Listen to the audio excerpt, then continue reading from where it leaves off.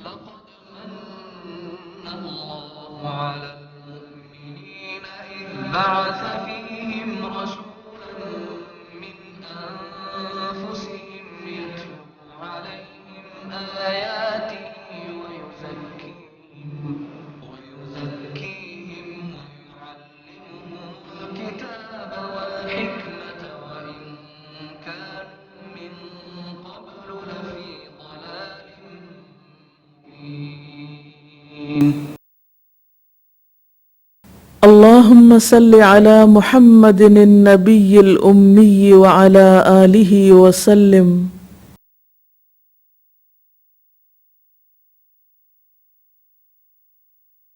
السلام علیکم ورحمۃ اللہ وبرکاتہ. نحمده ونصلي على رسوله الكريم اما بعد فاعوذ باللہ من الشیطان الرجیم. بسم اللہ الرحمن الرحیم.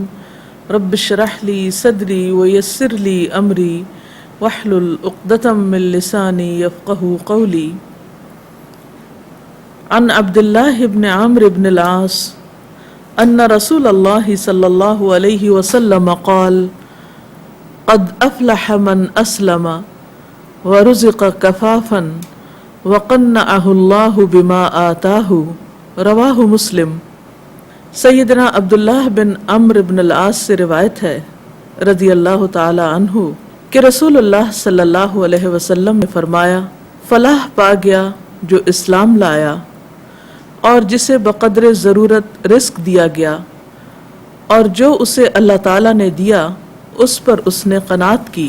رسول اللہ صلی اللہ علیہ وسلم کے اس فرمان میں ایک کامیاب انسان کی علامات بتائی جا رہی ہیں. آپ کے فرمان کے مطابق کامیاب انسان وہ ہے جو اسلام لائے، یعنی اپنے آپ کو اللہ کے حوالے کر دے، اور پھر اسے کافی رزق مل جائے جو اس کی ضروریات کو پورا کرنے والا ہو. وہ اپنی ضروریات کو پورا کرنے کے لیے کسی کے آگے ہاتھ نہ پھیلائے، اور پھر جو کچھ اس کے پاس ہے اس پر اسے قناعت کی توفیق بھی نصیب ہو. جہاں تک پہلی علامت کا تعلق ہے کہ وہ شخص کامیاب ہے جو اسلام لایا، تو یہاں اسلام لانے کا ایک مطلب تو دین اسلام میں داخل ہونا ہے. اللہ تعالیٰ نے دین اسلام کو بندگان خدا کے لیے ایک نعمت قرار دیا، جیسا کہ ایک آیت میں آتا ہے الیوم اکملت لکم دینکم واتممت علیکم نعمتی ورضیت لکم الاسلام دینا، کہ آج میں نے تمہارے لیے تمہارا دین مکمل کر دیا، تم پر اپنی نعمت تمام کر دی اور تمہارے لیے دین اسلام کو پسند کر لیا. تو بندوں کے لیے جو طریقہ زندگی اللہ تعالیٰ کو سب سے زیادہ پسند ہے وہ طریقہ اسلام ہے. اور طریقہ اسلام کا معنی کیا ہے کہ بندہ اپنے آپ کو، اپنی مرضی کو، اپنی خواہشات کو، اپنی عقل کو، اپنے تمام تر جذبات کو اللہ تعالیٰ کی خوشی کے، اس کی مرضی کے تابع کر دے، اللہ کا فرما بردار ہو جائے، اللہ کا اطاعت گزار ہو جائے. قرآن پاک میں ایک اور مقام پر اللہ تعالیٰ فرماتے ہیں افمن شرح اللہ صدرہ للاسلام فہو علی نور من ربہ. کیا بھلا وہ شخص جس کا سینہ اللہ نے اسلام کے لیے کھول دیا ہو، اس کا شرح صدر ہو چکا ہو، اور پھر وہ اپنے رب کی طرف سے آئے ہوئے ایک نور پر ہو. یعنی اس شخص کی خوش قسمتی کا کیا کہنا کہ جس کا دل حق کے لیے کھل جائے اور سچائی کو پانے کے بعد اس کے پانے کا جو احساس ہے اس کے لیے خوشگوار ہو، وہ اس کے اندر اتر جائے اور ایک ایسی روشنی کی شکل اختیار کر لے کہ جس میں اسے اچھے اور برے کا فرق صاف نظر آنے لگے. حقیقت یہ ہے کہ کسی بھی سچائی کو پانا انسان کے لیے باعث سکون ہوتا ہے، اور کائنات کی سب سے بڑی سچائی کیا ہے کہ انسان اپنے آپ کو اس کے تابع کرے، اس پر ایمان لائے جس نے اس کائنات کو پیدا کیا، پھر وہ اس میں جتنے بھی ذی روح ہیں ان سب کو رزق دینے والا ہے، وہ اس کا انتظام چلانے والا ہے. تو یقیناً عبادت کے لائق بھی وہی ہے اور صرف وہی ہے، اور اس کی عبادت میں انسان کسی دوسرے کو شریک نہ کرے. نہ اپنے نفس کی خواہشات کو، نہ اپنے عقل کو، اور نہ ہی دباؤ کو. وہ سراسر اللہ کا بندہ بن جائے. پوری کائنات اللہ تعالیٰ کے آگے سر جھکائے ہوئے ہے، اللہ تعالیٰ کی فرما بردار ہے. یہ آسمان، یہ زمین، یہ سورج، یہ چاند، یہ تارے، ہر چیز اللہ تعالیٰ کے حکم کے تابع ہے. انسان کو اللہ تعالیٰ نے آزادی دی، اما شاکروں و اما کفورا، خواہ شکر گزار بنے خواہ ناشکرہ بنے، خواہ اپنے خالق کو مانے یا نہ مانے. اس کے پاس آج اس دنیا میں اقرار اور انکار دونوں کے درمیان ایک چوائس یا اختیار کی آزادی موجود ہے. تو جو انسان اس آزادی کو اللہ کی فرما برداری اور اللہ تعالیٰ کے آگے سر تسلیم خم کرنے میں استعمال کرتا ہے، وہی دراصل کامیاب انسان ہے. اس کے بارے میں ایک اور جگہ پر آتا ہے، او من کان میتا فاحییناہ، کیا بھلا وہ شخص جو مردہ تھا پھر ہم نے اس کو زندہ کر دیا. گویا اس سچائی کو پانے سے پہلے وہ ایسے ہی تھا جیسے وہ اس کا کوئی وجود نہ ہو، اس کو زندگی ہی نہ ملی ہو. تو یہ نور ہدایت اس کے لیے ایک زندگی کا ذریعہ بنا. وجعلنا لہ نورا یمشی بہ فی الناس، اور ہم نے اس کو ایک ایسی روشنی عطا کر دی کہ جس کے ساتھ وہ لوگوں کے بیچ میں چلتا پھرتا ہے. یعنی اسی زمین پر رہتا ہے، لیکن اس زمین پر رہتے ہوئے حق کو پانا، سچائی کو پانا اور اس کے بارے میں اندھیرے میں رہنا، یہ دو مختلف قسم کے تجربات ہیں.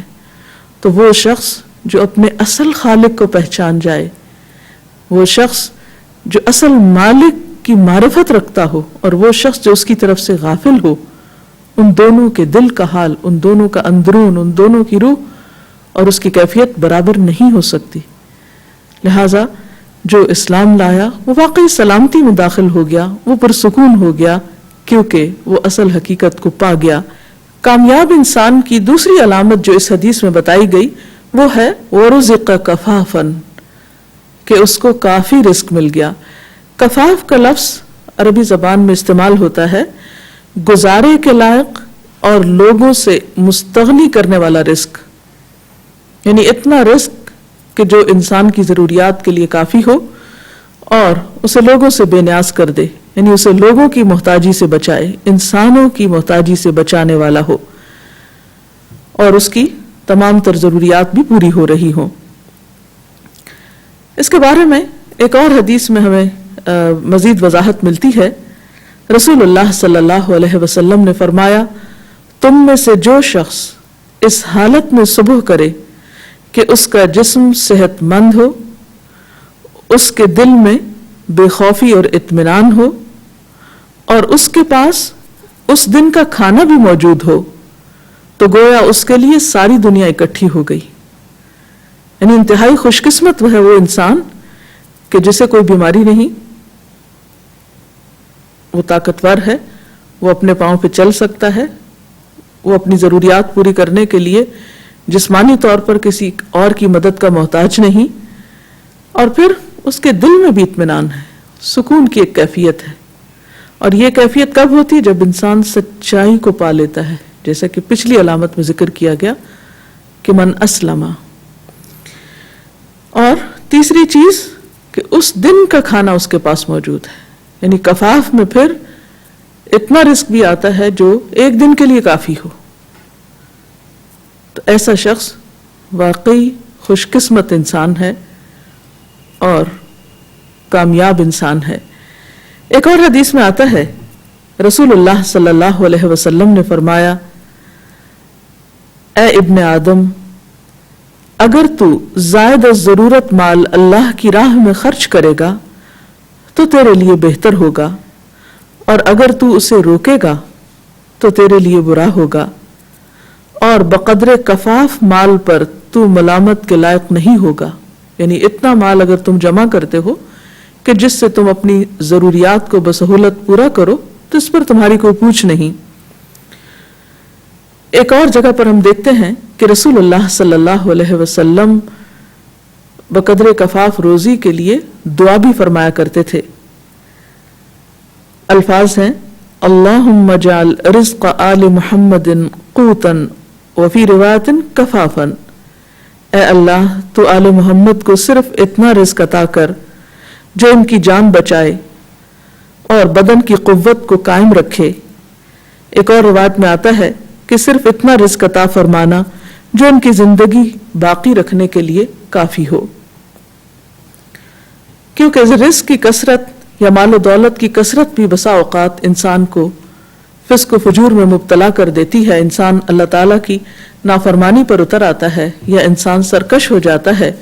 اور اسی طرح جب مال نہیں ہوتا اور انسان دوسروں کا محتاج ہوتا ہے تو یہ چیز بھی انسان کے دین کے لیے بسا اوقات نقصان دہ ہو جاتی ہے. اسی لیے اللہ کے رسول صلی اللہ علیہ وسلم ایک اور دعا بھی مانگا کرتے تھے, اللہم انی اعوذ بک من الکفر والفقر, کہ اے اللہ میں تیری پناہ میں دیتا ہوں اپنے آپ کو کفر اور محتاجی سے.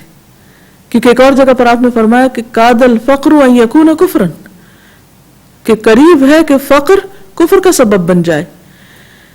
تو زیادہ دولت بھی انسان کو سرکش بنا دیتی ہے بسا اوقات, اور رزق کی کمی انسان کو کفر تک پہنچا دیتی ہے. اس لیے بقدر کفاف رزق یا ضروریات زندگی کو پورا کرنے کا باعث جو رزق ہے وہ زیادہ پسندیدہ ہے. اس حدیث کے مطابق حضرت عائشہ کو حضور صلی اللہ علیہ وسلم نے فرمایا کہ اے عائشہ, اگر تم میرے ساتھ جنت میں رہنا چاہتی ہو تو اتنی دنیا تمہارے لیے کافی ہونی چاہیے جتنا سامان کسی مسافر کے پاس ہوتا ہے. یعنی بہت زیادہ دنیا کے ہوس اور خواہش مت رکھنا, اور خبردار دنیا کے طلبگار مالداروں کے پاس مت بیٹھنا. کیونکہ جب انسان ایسے لوگوں کی کمپنی یا صحبت اختیار کرتا ہے کہ جن کے پاس مال زیادہ ہوتا ہے تو قدرتی طور پر انسان کے دل میں ایک غم پیدا ہوتا ہے اور انسان دوسروں کی نقالی شروع کر دیتا ہے اور ایسے طریقے اختیار کرنے لگتا ہے کہ جس سے وہ کسی بھی طرح ان کے برابر ہو سکے. اور فرمایا کہ اور کپڑا پرانا ہو جائے تو اسے اتار کر مت پھینک دینا بلکہ پیوند لگا کر پہن لینا. یعنی اس سے انسان کی شان میں کمی نہیں آتی. حضرت ابو الدرداء کہتے ہیں کہ رسول اللہ صلی اللہ علیہ وسلم نے فرمایا, سورج کبھی نہیں نکلتا مگر اس حال میں کہ اس کے دونوں طرف دو فرشتے ہوتے ہیں اور پکار پکار کر کہتے ہیں کہ ان کی آواز انسان اور جن کے سوا تمام مخلوق سنتی ہے, اے لوگو اپنے رب کی طرف آؤ, تھوڑا مال جو کفایت کرے زیادہ مال سے بہتر ہے کیونکہ وہ غافل کر دیتا ہے. یعنی ایسا مال جو انسان کو غفلت میں مبتلا کر دے, اللہ تعالیٰ کی یاد بھلا دے, وہ انسان کے لیے وبال جان ہے. تیسری چیز جو اس حدیث میں بتائی گئی وہ قناعت ہے کہ جو کچھ انسان کے پاس ہے اس پر قناعت ہو اور غم اور فکر میں مبتلا نہ ہو. یعنی جو دیا ہے اس پر مطمئن ہو, جو ہاتھ میں ہے اس پر شکر گزار ہو, نہ کہ جو ہاتھ میں نہیں ہے اس کا غم کھاتا رہے. ورنہ انسان جو کچھ اس کے پاس ہوتا ہے اس سے بھی صحیح طور پر فائدہ نہیں اٹھا سکتا.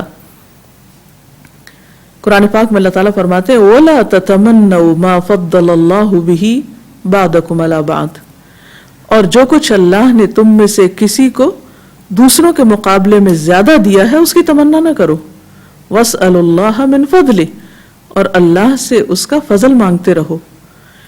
عام طور پر قناعت کیوں نہیں پیدا ہوتی؟ اس وقت نہیں ہوتی جب انسان اپنے ہاتھ کی چیز کو تو بھول جائے اور جس کے پاس اپنے سے زیادہ ہو اس کی تمنا کرنے لگے.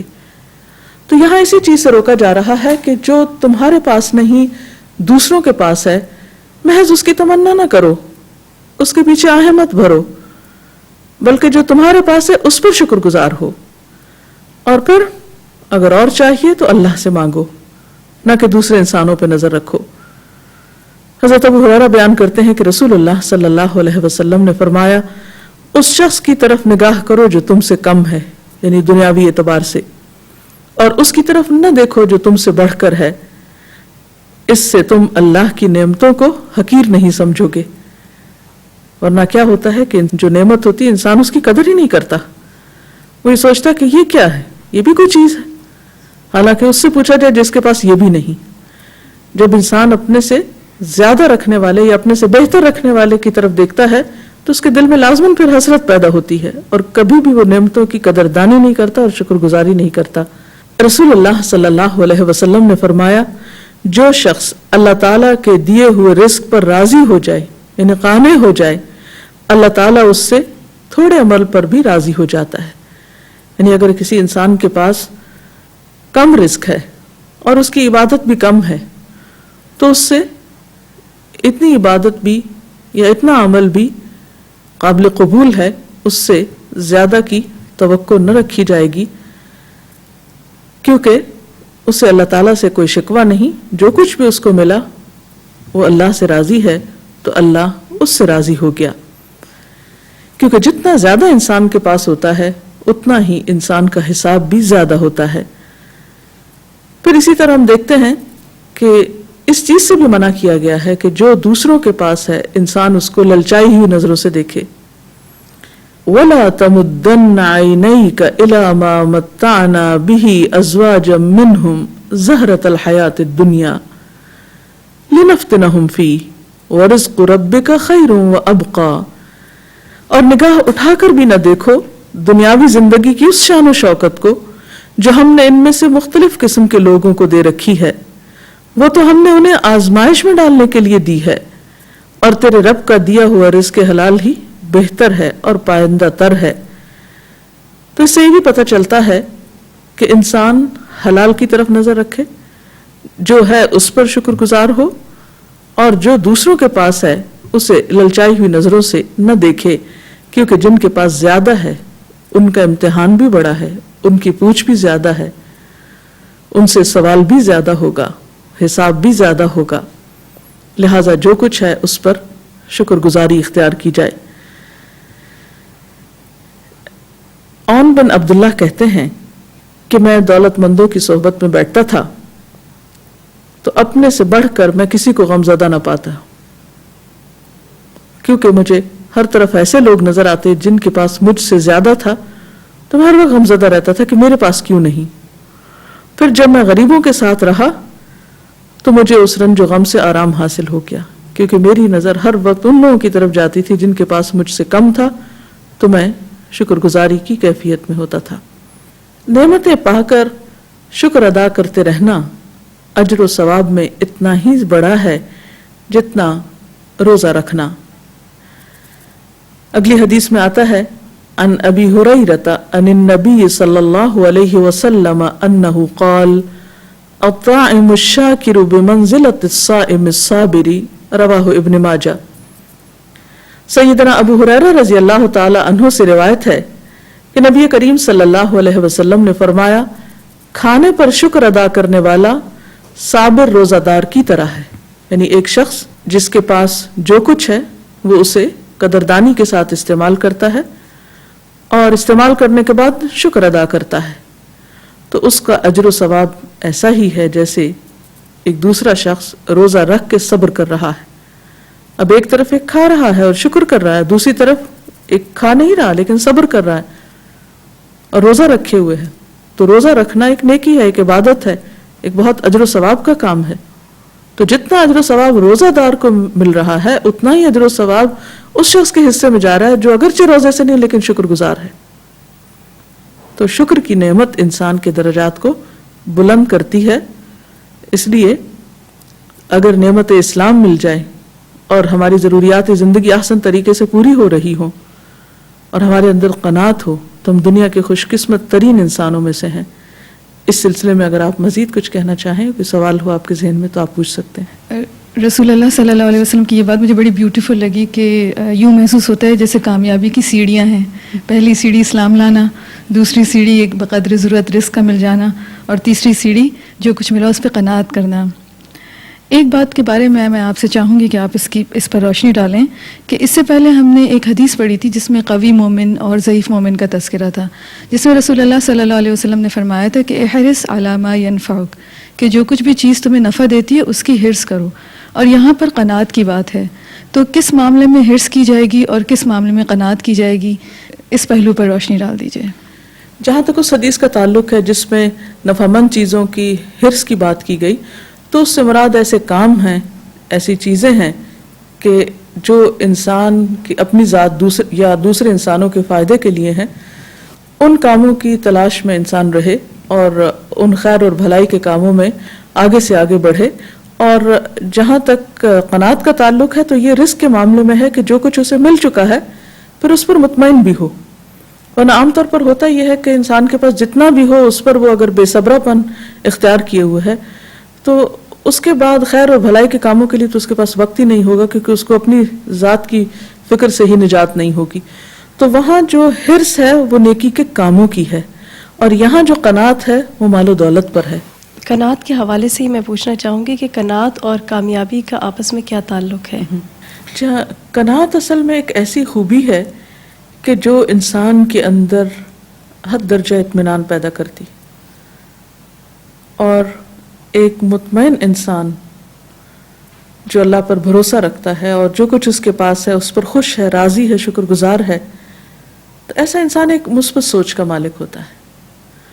اور جب انسان کی سوچ مثبت ہو جاتی ہے، جو کچھ اس کے پاس ہے اس پر بھی مطمئن ہے، اور جو کسی اور کے پاس ہے اس پر بھی اسے کوئی حسد نہیں، کوئی پریشانی نہیں، کوئی غم نہیں، تو ایسا انسان پھر زندگی میں تعمیری سوچیں رکھتا ہے اور زیادہ سے زیادہ خیر اور بھلائی کے کاموں کے لیے سرگرم رہتا ہے، بجائے اس کے کہ وہ ان چیزوں پر غم کھاتا رہے اور فکر کرتا رہے اور جلتا کڑتا رہے جو اس کے بس میں نہیں.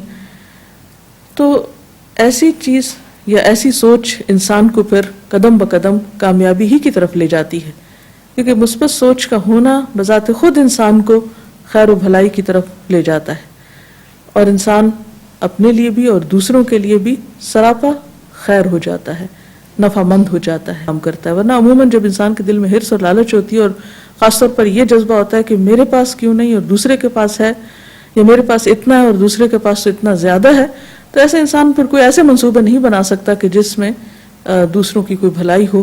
وہ سارا وقت اپنی ہی ذات کی فکر میں مبتلا رہتا ہے. حقیقت یہ ہے کہ رسول اللہ صلی اللہ علیہ وسلم نے جن 3 چیزوں کا ذکر فرمایا وہ واقعی انسان کی کامیابی کی ضمانت ہیں. اللہ تعالیٰ سے دعا ہے کہ وہ ہمیں بھی یہ نعمتیں عطا فرمائے. اس کے ساتھ ہی ہمارے آج کے پروگرام کا وقت ختم ہوتا ہے. اجازت چاہتے ہیں. السلام علیکم ورحمۃ اللہ وبرکاتہ. لقد من اللہ